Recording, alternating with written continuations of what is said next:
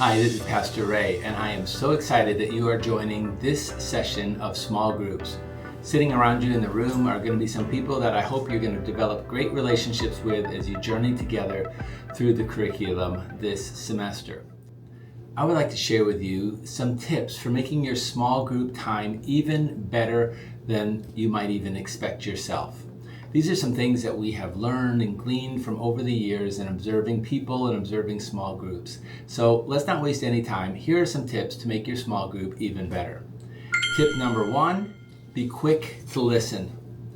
One of the most valuable things we can do to other people is to make sure that they're heard. And when you're in your small group sharing time, be quick to listen. Learn to listen to each other with respect. Good listening requires concentration and attention. Somehow find a way to let people know that you heard them. One of the worst things we can do is to just jump right over somebody when they share something important and disregard any acknowledgement that we actually heard them. So good small groups learn to really listen to each other during the sharing time. Here's tip number 2. Give grace-filled responses to each other. Understand that everybody in your circle tonight is in a different place in their walk with Christ. Some may be very new, some may be serving Christ for a long time, some may be going through times of great joy and success and blessing, and other people might be in seasons of struggle or loss or hardship. Everybody's in a different place. And so when you hear people speak, give a grace-filled response. Tip number 3, keep confidences. We're not doing anything secret agent in our small groups, but there are times that people might share something inside of a small group that they don't really intend for everybody else to know. Everybody else in the community, Facebook, or even in the church. They might just feel a moment of safety inside of the group and maybe share some personal details from their past or from their life. So if somebody shares something, and I hope that you will, keep it confidential and allow that person to make any further decisions about whether that information is going to be shared with other people all by themselves. Tip number 4, refrain from giving advice or counsel. The purposes of our small group is not to create a therapy session for somebody to share their struggles or their hardships and allow everybody else to give them counsel or ideas. What we're trying to do here is just to allow people to have a platform where they can share, but not to give counsel. There's always a temptation sometimes in the group, especially if you might have some information, to be able to share, well, you should do this or you should do that, or have you tried that? And I want to encourage you just to refrain from that unless somebody comes up to you and personally asks you for your opinion about something. And again, please remember, while we're sharing with each other, this is not a personal therapy session. And so I don't want you to come into the group also thinking, hey, I'm here for myself and so that I can get some help from other people. If you want help or if you want some advice, feel free to go up and ask a person individually, not in the small group time, but somebody that you trust individually for their opinion or what they might think would be the best thing to do in a situation. That's fine. But when we're together, let's refrain from giving any counsel. Tip number 5. When it comes to sharing time and questions are being asked, it's okay to pass. It's okay to be quiet.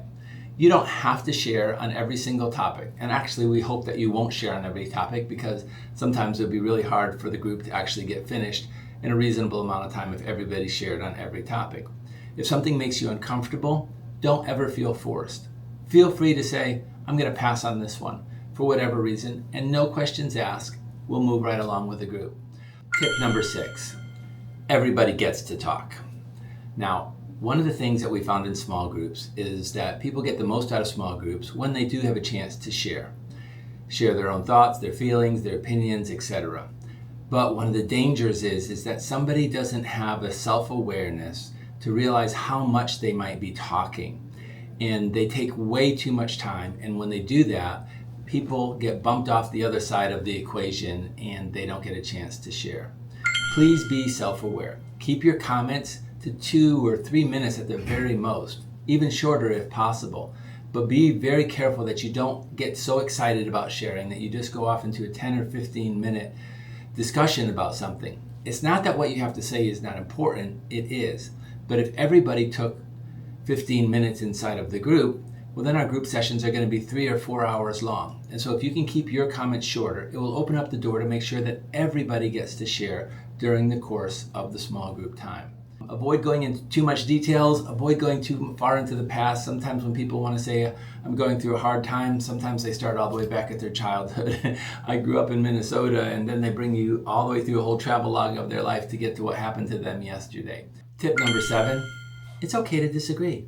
We may not all have the same opinions about questions that are being asked inside of the small group, but it's not okay to be disagreeable.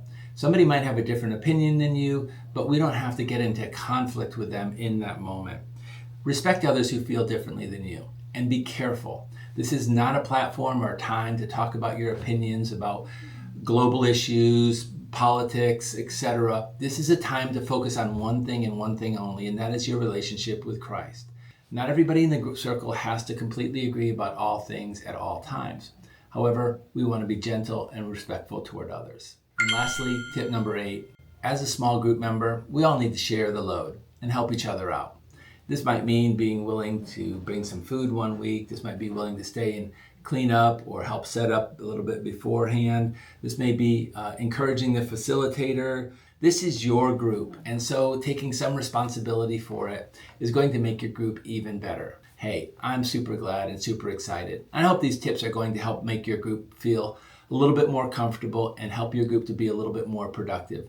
Some of the best relationships that are developed start right here in small groups. Some of the healing that takes place in people's lives start right here in small groups.